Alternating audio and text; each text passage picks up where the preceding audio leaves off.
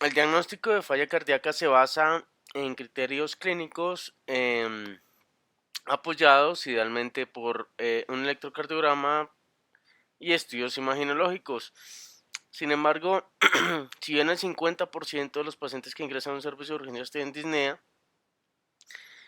aproximadamente un 17% de estos pacientes, el diagnóstico de falla cardíaca se hace con ciertas dudas y esos pacientes que de pronto no reciben un diagnóstico de falla cardíaca o no reciben tratamiento completo por dudas diagnósticas, por ejemplo, tienen un peor pronóstico a, a largo plazo. Es por eso que siempre se ha deseado hacer un diagnóstico basado en un biomarcador, así por ejemplo como con la diabetes mellitus que usted le toman para clínico y si hay un rango usted ya hace el diagnóstico, siempre se ha buscado ese santo grial de la falla cardíaca y es por eso que han aparecido los péptidos natriuréticos. Bienvenidos a la charla de péptidos natriuréticos, de la cual vamos a hablar el día de hoy. Esta charla no pretende ser una guía de tratamiento, tampoco un estándar de calidad, simplemente es material de estudio para todos los grupos rotantes y todos los estudiantes, internos, residentes y médicos interesados en este tema. Antes de hablar del péptido natriurético, tenemos que mencionar al Dr. Bolt, quien aproximadamente en 1980 hizo un estudio bastante interesante basado en investigaciones que desde más o menos 1950 ya mostraban que las aurículas tenían unos gránulos que no tenían los ventrículos y esos gránulos tenían péptidos que probablemente funcionaban como hormonas. Y ahí comenzó a entenderse el corazón no solo como un órgano que bombeaba sangre, sino además como un posible órgano endocrinológico. Fue hasta 1980 que el doctor Bolt, él se preguntó qué pasaría si le aplicábamos extractos de las aurículas y pues de forma indirecta esos gránulos a ratas e hizo extractos de las aurículas en una concentración 10:1 con un amortiguador. Perdón. También hizo extractos de ventrículos de esas ratas y hizo un extracto, bueno, no un extracto, sino una solución que era solo el fosfato, que era el vehículo en el cual hacía los otros dos extractos, es decir, como si fuera una especie de placebo o para garantizar que el efecto que viera con el extracto de las aurículas no fuera propiamente por el buffer o por el vehículo en el cual hacía la mezcla. Y vean cómo él cogió un extracto auricular y se lo mostró al grupo A, un extracto ventricular y se lo mostró a un grupo B, y el placebo, que es el vehículo, a un grupo C. Y lo primero que él notó es que esas raticas, después de que les aplicó la inyección, disminuyó la presión arterial y el hematocrito aumentó, sugiriendo algún tipo de hemoconcentración y de disminución de la presión arterial en esas ratas. No solo eso, sino que evidenció que a nivel urinario aumentó 10 a 20 veces la excreción de sodio comparado con los otros dos grupos del grupo A. Esos gránulos de las aurículas, esos extractos, produjeron una diuresis marcada sobre los controles, algo que no produjeron los extractos ventriculares. Entonces aumentaron la producción de sodio, de cloro, de orina propiamente dicha y de cierta forma de potasio. Para 1988, el doctor Sudo en Japón identificó un péptido en el cerebro de los marranos de los cerditos, pues que tenía similaridades estructurales con el péptido que vimos anteriormente en la anterior diapositiva, y esta similitud fue bastante marcada con ese primer péptido. Ese primer péptido el doctor Boll lo llamó como un péptido natriurético tipo A de aurículas, y en este caso el péptido que encontró en cerdos le llamó el doctor Sudos péptido natriurético tipo B.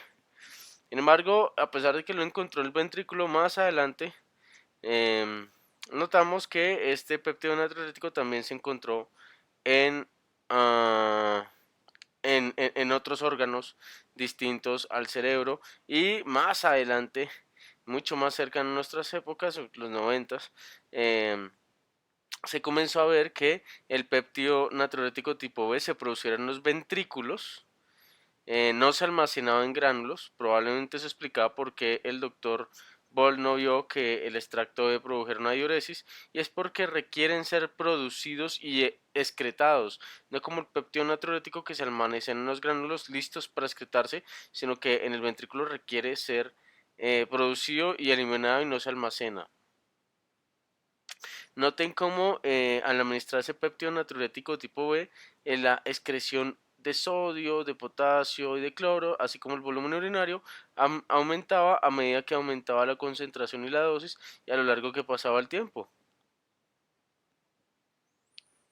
Vean, por ejemplo, cómo el péptido natriurético tipo B no es tan buen hipotensor como si lo es el A. Entonces, más adelante ya se conocieron otros péptidos natriuréticos como el tipo C, producido a nivel endotelial, y como el tipo D, que se aisló en una de las serpientes, em, que también finalmente se le hicieron muchas más investigaciones. Con el paso del tiempo los llamamos los péptidos natriuréticos.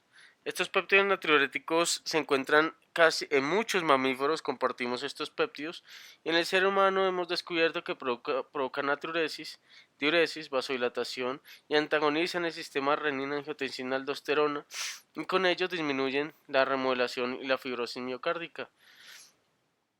Entonces, ¿cómo se producen o qué los estimula? La distensión del miocito. La distensión, en este caso del ventrículo, expresa los genes del péptido natriurético tipo B. Esa expresión codifica para la síntesis del pre-pro-BNP, una de las moléculas precursoras, el cual se escinde hacia pro-BNP. Ese pro-BNP finalmente se excreta hacia la sangre, en la sangre es degradado hacia la porción terminal NT del proBNP y hacia el BNP propiamente dicho.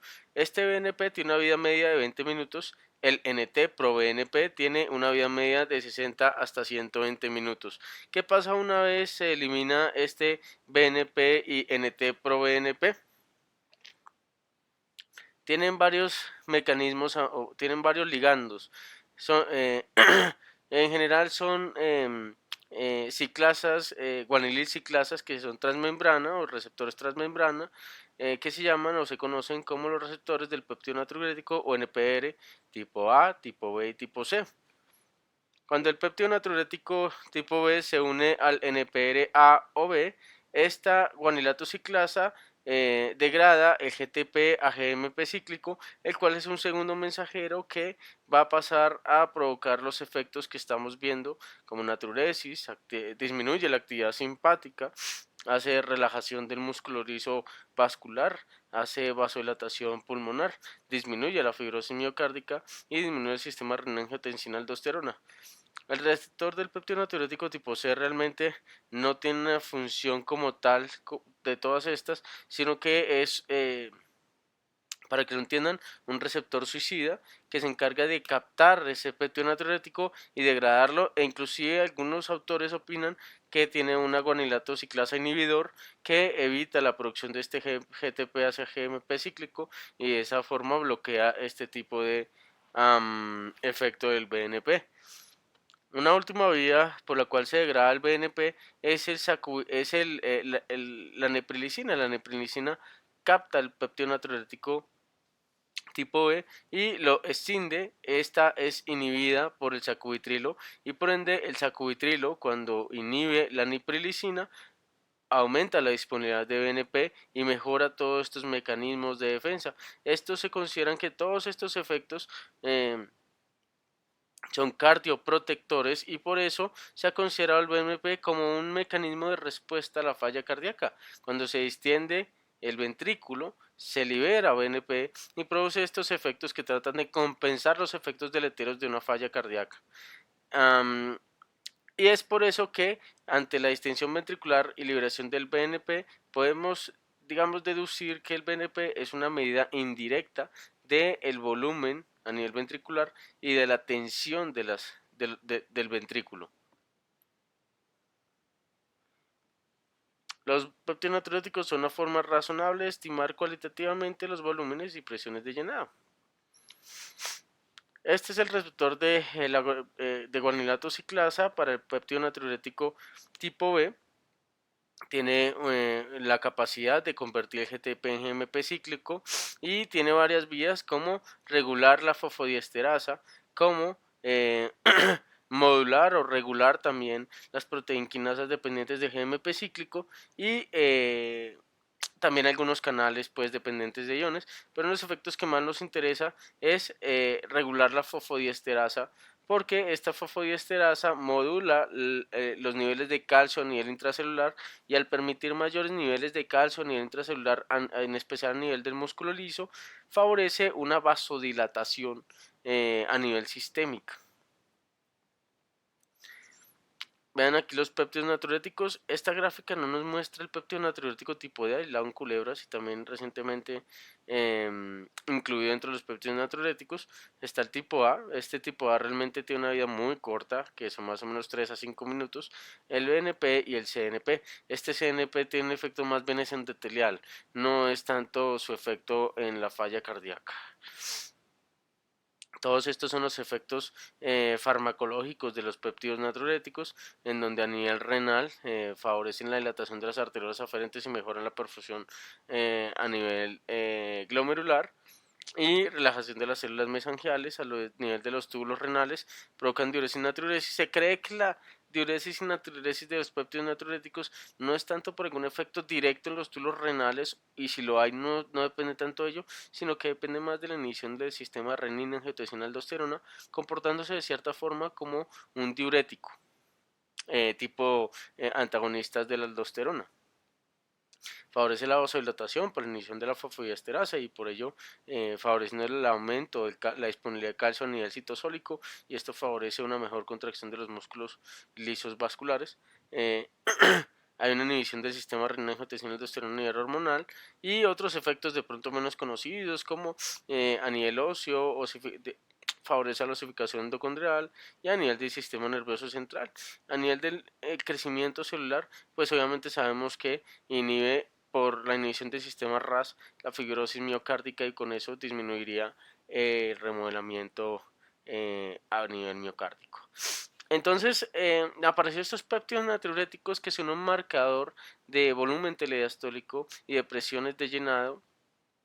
Y la pregunta es, ya tenemos un biomarcador, ¿esto podría eliminar la clínica de la falla cardíaca? Entonces recordemos que la falla cardíaca y diagnóstico se basa en criterios clínicos apoyados en electrocardiograma e imaginológicos. Sin embargo, la sensibilidad en urgencias, cuidado con esto, para el diagnóstico de la falla cardíaca basados puramente en la clínica es de solo un 49%. Bueno, obviamente hay casos de casos, ¿no? Si nos basamos solo en los criterios de Fagnon, hay evidencia que dice que en algunos centros la sensibilidad puede bajar hasta ese 49% con una muy buena especificidad. Esto quiere decir que usted basado en clínica puede decirle a un paciente que de pronto no tiene falla cardíaca y si la tiene. Y eso es preocupante porque si un paciente tiene falla cardíaca con una fracción de eyección reducida y usted por clínica nada más considera que no tiene falla cardíaca y lo envía a casa, no le arrancó los tratamientos que pueden mejorar su mortalidad y empeorar su pronóstico. ¿Y qué hay entonces del diagnóstico basado en marcadores? Encontramos el santo grial. En el estudio BNP se compara el criterio clínico en conjunto con el BNP con un punto de corte de 100. Y vean cómo se comporta el juicio clínico. La exactitud diagnóstica no es tan buena como el BNP, pero este estudio nos muestra algo mucho más interesante. Si usted se basa en el diagnóstico únicamente de BNP y le clica a la clínica, pierde aún así pacientes. Toca juntar la clínica, ambos. Si usted junta la clínica con el BNP, aumenta el rendimiento diagnóstico y vea cómo las características operativas de la prueba muestran que el peor rendimiento se lo lleva solo la clínica en el departamento de urgencias. El BNP le mejora a la clínica, tiene mejor rentabilidad, pero cuando usted combina una buena clínica con el BNP es cuando usted obtiene una mejor rentabilidad diagnóstica. Esto es, si usted se basa solo en el BNP, si usted se basa solo en la clínica, se le van a escapar pacientes con falla cardíaca. Si usted se basa solo en el BNP, va a agarrar un poquito más, pero no así se le van a seguir escapando pacientes con falla cardíaca. Si usted combina ambos criterios, va a mejorar su rentabilidad diagnóstica hasta el máximo posible según la evidencia clínica. No está solo el BNP, también podemos pedir el NT Pro BNP en el servicio de urgencias. y vean cómo el NT-proBNP tiene una mejor sensibilidad. Ya nos comienzan a hablar de un punto de corte, 300 picogramos por mililitro. En el BNP son 100. En el NT-proBNP, en este estudio, que es el PRIDE, este estudio nos mostró que si usted tiene un paciente con un NT-proBNP menor a 300, puede virtualmente descartar la falla cardíaca.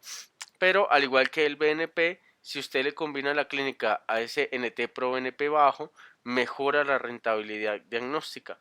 Este estudio, aunque nos ofreció este punto de corte de 300 como algo adecuado, también se dio cuenta que el NT-proBNP, a diferencia del BNP, va aumentando a lo largo que va pasando la vida, ¿sí? A medida que va ganando la edad, y establecieron unos rangos de referencia según la edad, y eso mejoró la rentabilidad diagnóstica. Entonces, por ejemplo, si usted tiene un paciente menor de 50 años y un NT-proBNP menor de 450, puede descartar con una buena rentabilidad diagnóstica el diagnóstico de falla cardíaca. Si su paciente tiene 50 a 75 años de edad y un NT-proBNP menor a 900, también puede descartar una falla cardíaca. Y si usted tiene una edad mayor a 75 años de edad, esto sí fue después del PRIDE, y un NT-proBNP menor a 1800 puede descartar la falla cardíaca, pero al igual que el BNP, el NT-proBNP, cuando usted lo junta con una buena historia clínica, mejora aún más la rentabilidad diagnóstica de esta prueba. Hay otro laboratorio que podemos medir de péptidos natriuréticos y es la región media de la proteína previa al péptido natriurético auricular del precursor. Ese se llama el MR-PRO-ANP. Se comporta básicamente igual. El estudio BAC nos demostró que el comportamiento del MR-PRO-NP es muy similar a los otros péptidos natriuréticos, que si usted lo deja solo con la clínica a un punto de corte menor a 130, es no inferior a un BNP menor a 100, o sea, es muy sensible. Sin embargo, que también hay que combinarlo con una historia clínica, pero este estudio de BAC nos mostró además que entre más proveen en MR pro ANP, entre a mayor rango, empeora el pronóstico a 90 días. Y este estudio comenzó a hablar también del pronóstico que nos puede ofrecer los péptidos natriuréticos. ¿Qué nos recomienda la guía de los péptidos natriuréticos? El diagnóstico se podría descartar con mucha confianza ante péptidos natriuréticos bajos. El péptido natriurético alto es poco específico, ya que se puede observar en otros diagnósticos diferenciales. Hipertensión pulmonar, tromboembolia pulmonar, EPOC pueden elevar el péptido natriurético. La simple paso de la edad puede aumentar el péptido natriurético. Entonces, uno alto, habrá que buscar algún otro diagnóstico diferencial distinto a falla cardíaca para complementarlo además con la historia clínica. No es necesario realizar un péptido natriurético en todas las historias, todas las consultas de falla cardíaca, pero sí debería todo paciente tener al menos uno, dos, tres péptidos natriuréticos para continuar el seguimiento, ya que es muy interesante conocer el péptido natriurético basal del paciente, de los pacientes con falla cardíaca, porque cuando a usted se le dobla el péptido natriurético con respecto al basal, usted ya puede con cierta confianza pensar que ese paciente en ese momento que se dobló el péptido natriurético está cursando con una descompensación de su falla cardíaca. Los péptidos natriuréticos, si bien no se deben solicitar siempre en todas las consultas, todos los pacientes deberían tener unos niveles de péptido natriurético e inclusive en la fase crónica. Siempre que usted sospeche una falla cardíaca debe solicitar un péptido natriurético. En pacientes que se presentan con disnea, las mediciones del péptido natriurético son útiles para apoyar el diagnóstico de exclusión de falla cardíaca, siempre apoyados de la historia clínica. Entonces los péptidos natriuréticos no son el santo grial, es simplemente una medida de apoyo. Siempre el diagnóstico se basa en una buena historia clínica, electrocardiograma. Recuerden que un electrocardiograma normal virtualmente descarta una falla cardíaca, la radiografía de tórax. La cardiomegalia aumenta la probabilidad de una falla cardíaca, una silueta cardíaca de tamaño normal lo hace menos probable, pero no lo descarta. Y un péptido natriurético, ya todo lo que vimos, aumenta la rentabilidad diagnóstica. El péptido natriurético nos sirve para hacer diagnóstico, pero no nos ayuda mucho para para orientar los esquemas de tratamiento, y para eso es mejor realizar un ecocardiograma, porque el ecocardiograma nos puede hablar de qué perfil tiene ese paciente. Este paciente podrá tener una falla cardíaca con fracción de eyección reducida, o podrá tener una falla cardíaca de origen valvular, o podrá tener una falla cardíaca predominio derecho, o podrá tener una falla cardíaca por aumento del volumen y presión de la aurícula izquierda. Estos son los rangos realmente que nos deja la guía, que es lo que acabamos de hablar. En el NT-proBNP hay que ajustarlo a la edad. Es muy poco probable que usted siempre que tenga un NT-proBNP menor a 300 que esté enfrente de una falla cardíaca, pero si su paciente tiene menos de 50 años de edad, por debajo de 450 es aceptable para descartarlo, de 50 a 75 años de edad por debajo de 900 es aceptable, y por encima de 75 años de edad por debajo de 1800 es aceptable para considerar una falla cardíaca. Para considerar que no cursa con falla cardíaca, preferiblemente por debajo de 300. En el contexto del BNP, este no se ajusta a la edad, simplemente si está por debajo de 100 el diagnóstico de falla cardíaca es muy poco probable. De 100 a 400 es una zona gris donde usted tiene que apoyarse de otros pruebas diagnósticas o optimizar su historia clínica. Y mayor a 400 es muy probable que su paciente tenga una falla cardíaca, sin embargo, aún así hay que buscar otros diagnósticos diferenciales. En el contexto ambulatorio, los pacientes con falla cardíaca tienen otros puntos de corte. Un NT-proBNP por debajo de 125 hace muy poco probable una falla cardíaca, y un BNP por debajo de 35 también lo hace poco probable. Los péptidos natriuréticos siempre se deben realizar basados en la historia clínica. Hay diagnósticos que nos pueden aumentar un péptido natriurético, y vamos a ver de pronto las patologías que más frecuentemente aumenta el péptido natriurético. Entre ellas se encuentra el EPOC. Para todos los que estamos en servicio de urgencias, nos enfrentamos a pacientes que llegan con disnea y muchas veces uno tiene la duda entre una enfermedad por una estructura crónica o falla cardíaca, le piden un BNP y sale elevado. Entonces muchos dirán, ¿será que tiene hipertensión pulmonar y eso elevó el BNP, o será que tiene una falla cardíaca? Entonces la diferenciación de disnea pulmonar y cardiogénica es muy importante, y eso determina el tratamiento. No es lo mismo darle tratamiento a una exacerbación de EPOC que a una falla cardíaca. Entonces, si bien no hay una forma directa de descartarlos, usted si tiene un paciente con EPOC y un péptido natriurético aumentado, la forma más prudente de abordar ese BNP aumentado no es que sea un falso positivo, es más bien que este paciente debe tener un EPOC y probablemente compromiso de miocárdico secundario al EPOC. Probablemente tendrá hipertensión pulmonar o cor pulmonar, y es probable que un péptido natriurético sea un reflejo de mayor estrés del ventrículo derecho. Este paciente seguramente tiene poco compromiso cardíaco, y estos pacientes no tienen mejores desenlaces. En cuanto a enfermedad renal crónica y péptido natriurético, hasta un tercio de los pacientes con falla cardíaca también cursan con una enfermedad renal crónica. ¿Recuerdan la gráfica que poníamos al principio de la charla, que hablaba de la forma de degradar el péptido natriurético, el receptor del péptido natriurético tipo C, la neprilicina?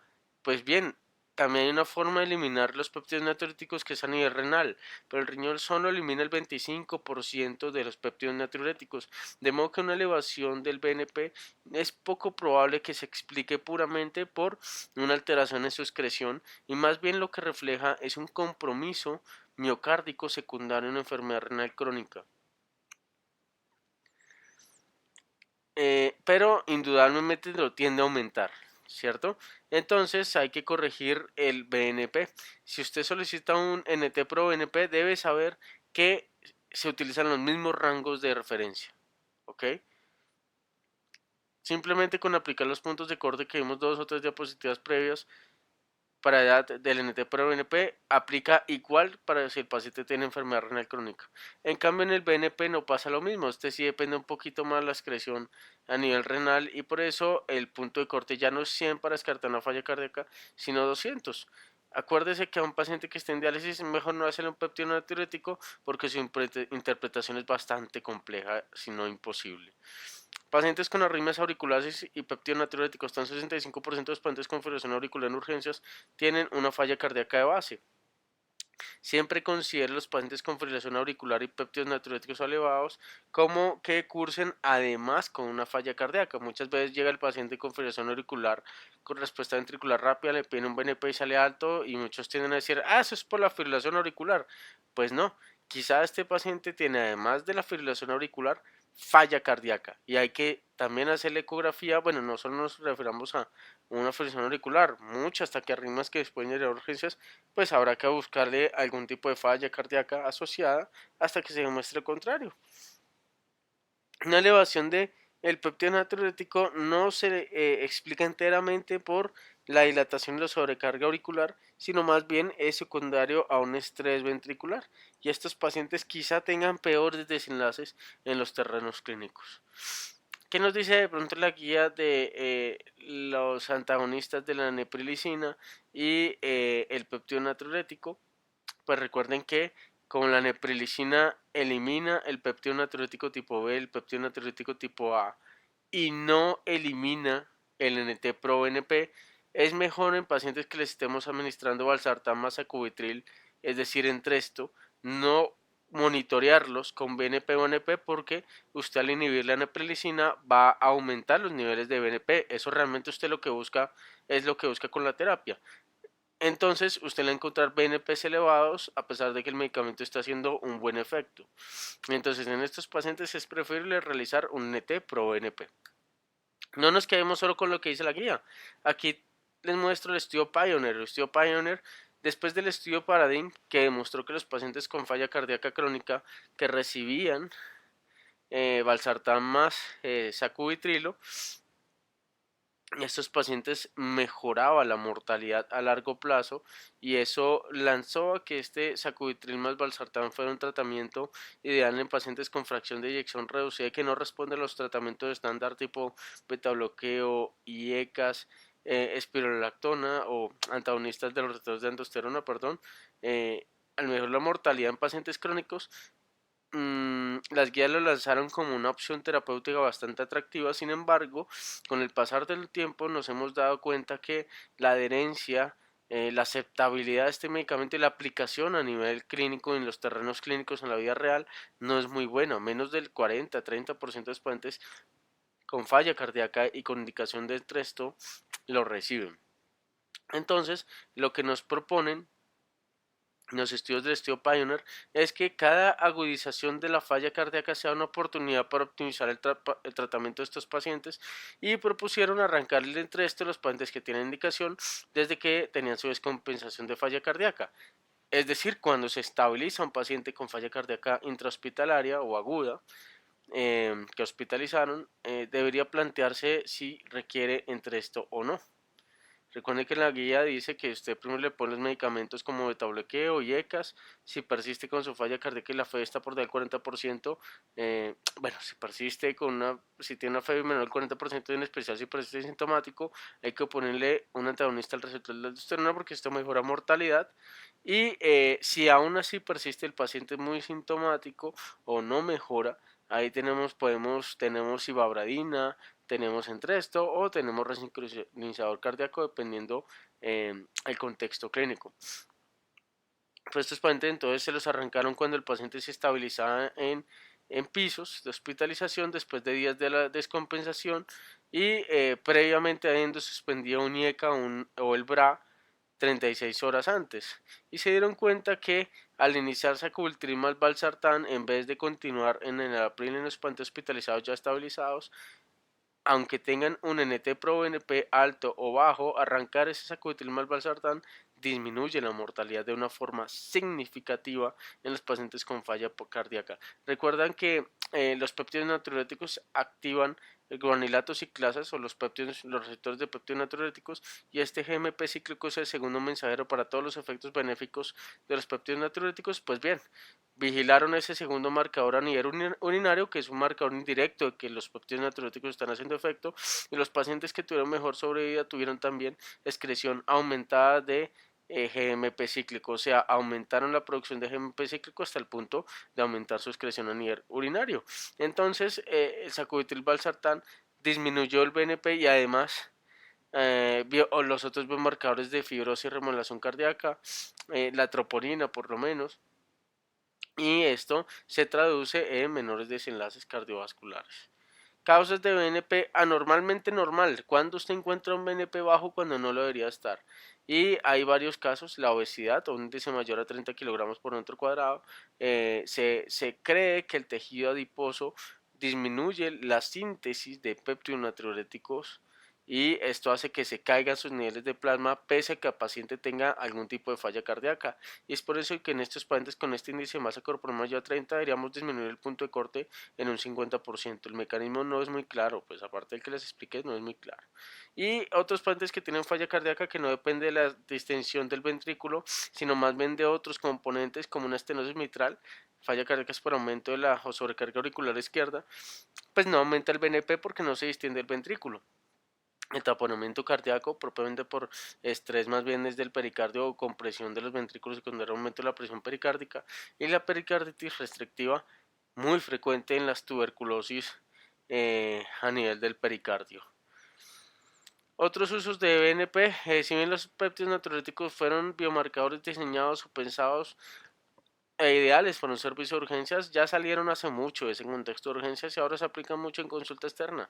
Nos ayudan para establecer el diagnóstico crónico de una falla cardíaca, nos ayuda para el tamizaje y prevención de pacientes con riesgo de falla cardíaca y para la evaluación de nuevos síntomas, aparición de nuevos síntomas con falla cardíaca, que puedan ser compatibles con una falla cardíaca o que hablen de deterioro de la falla cardíaca del paciente.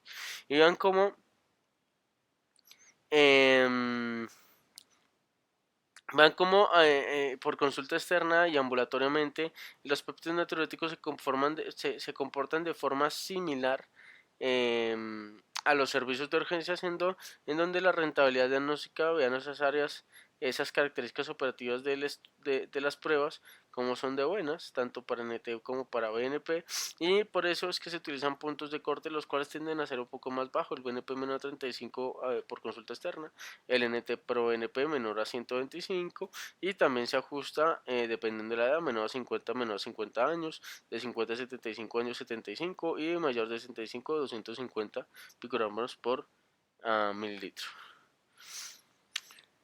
¿Habrá alguna forma de tamizar pacientes con falla cardíaca para determinar si pueden hacer a futuro una falla cardíaca? La respuesta es que si pudiéramos hacer un diagnóstico temprano de una falla cardíaca, podríamos optimizar sus tratamientos para evitar que aparezca de forma temprana y mejorar el pronóstico. Acuérdense que las fallas cardíacas A-B tienen una mortalidad 5 años de en 4 o máximo 7%, pero las fallas cardíacas tipo C ya aumenta la mortalidad inclusive un 13 hasta 15%. Y es por eso que si usted logra detectar las fallas cardíacas A-B y arranca un tratamiento agresivo, no de falla cardíaca, sino de sus factores de riesgo cardiovascular, quizá disminuya la probabilidad de que hagan eventos adversos mayores cardiovasculares y hospitalizados por falla cardíaca. Entonces, esto ya se han hecho muchos estudios, ya les voy a mostrar ese estudio en donde si usted detecta tempranamente la falla cardíaca y optimiza control del factor de riesgo cardiovascular, disminuye la aparición de eventos cardiovasculares mayores y las hospitalizaciones por falla cardíaca, que no solo se traduce en un mejor pronóstico para el paciente, sino probablemente en económicamente para los sistemas, pues la disminución del consumo de recursos por hospitalizaciones por falla cardíaca que se pudieron evitar. Vean esto, solo se requiere tamizar a 3 pacientes con factores de riesgos para detectar uno con un BNP mayor a 50. Esos pacientes con factores de riesgo con un BNP mayor a 50 deberían ir a un ecocardiograma y remitirse a un equipo de corazón donde se optimicen todos sus factores de riesgo cardiovascular. En este caso, un internista sería el ideal para hacer esas cosas. La guía nos propone como un algoritmo, un esquema en donde si usted digamos que le hace un BNP al paciente, ¿cierto?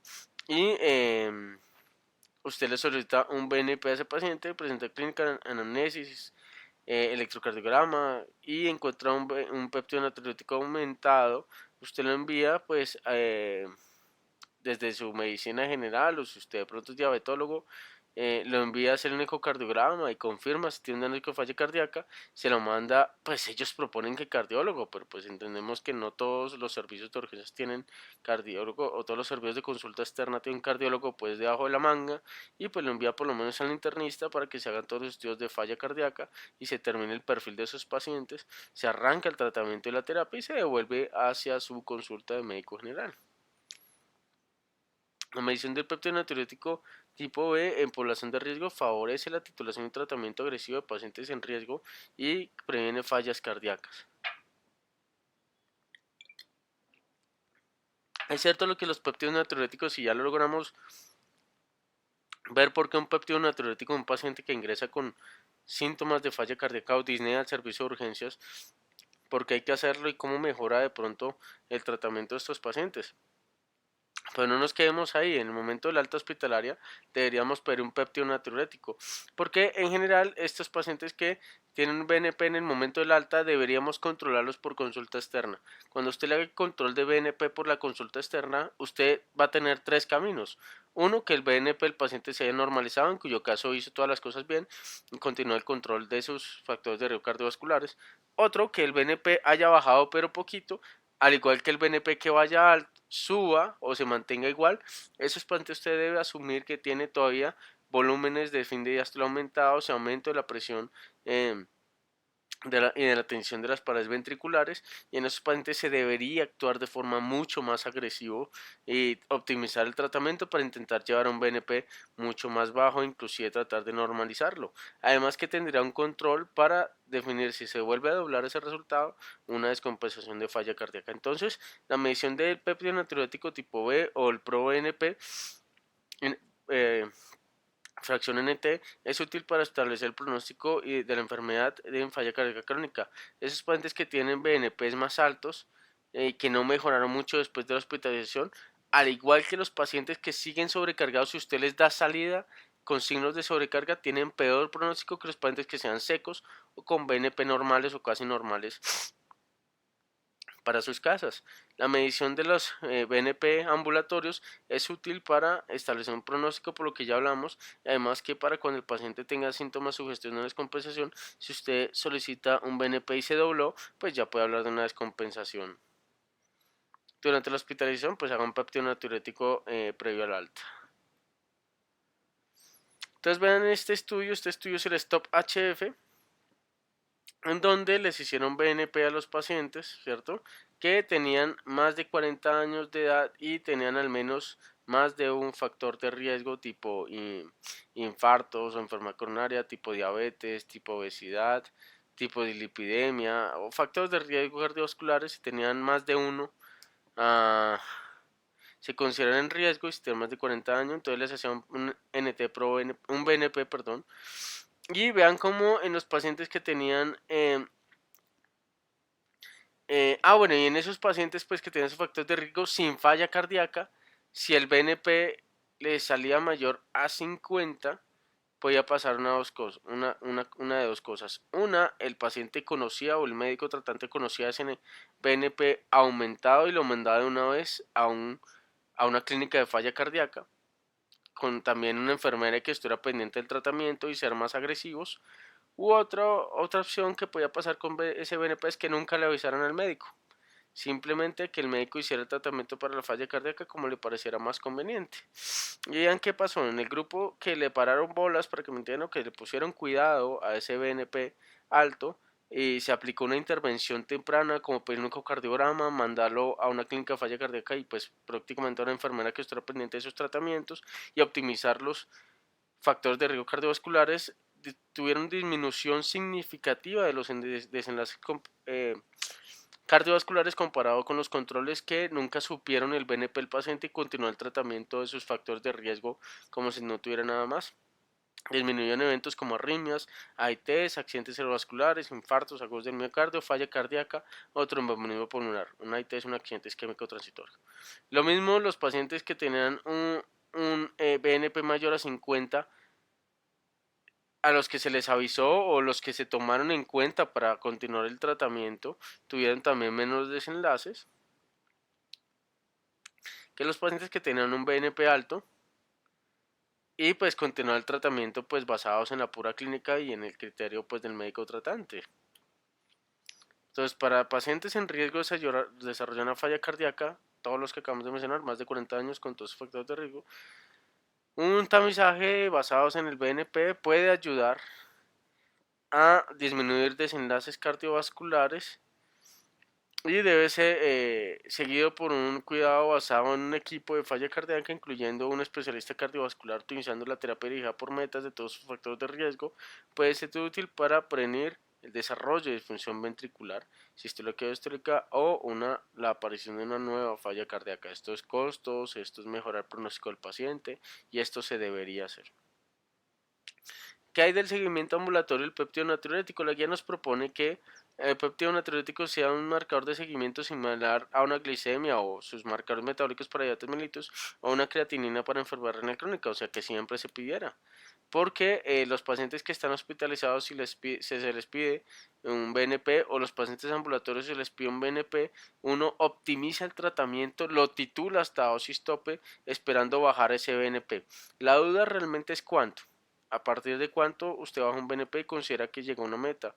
Lo que sabemos es que cuando usted logra un descenso o para estimar que el paciente tuvo mejorías en sus volúmenes ventriculares o en su presión de pared o en su presión de fin de diástole, para poder decir que mejoró eso, tiene que haber un descenso mayor al 50%. Es decir, el descenso mayor al 50% se correlaciona con cambios significativos en las presiones y volúmenes de llenado del ventrículo y por eso se busca esa meta. Pero usted debe hacerle péptidos natriuréticos al paciente siempre y cuando se cumplan ciertos parámetros, como por ejemplo que usted siempre debe titular la dosis de medicamentos para intentar titular y lograr un BNP menor a 100, que usted siempre que pida un BNP lo pida para actuar. Si a usted le llega un BNP alto, tiene que actuar, tiene que titular dosis, tiene que buscar algún otro tratamiento porque algo está pasando mal. Y quizá los pacientes que tienen un tratamiento dirigido por BNP les va mejor que los pacientes que tienen tratamiento dirigido por la historia clínica o por el criterio médico, porque es probable que los médicos que el paciente de pronto no se muestra con tanta falla cardíaca, sino ligeramente congestionado, sigan el tratamiento habitual para con miedo a hipotensión, con miedo a algún efecto adverso, distinto a los que tienen un BNP que se dan cuenta que el BNP sigue alto y titulan y son más agresivos para llegar a las terapias dirigidas por metas, por guías. Entonces probablemente el pronóstico de los pacientes es mucho mejor.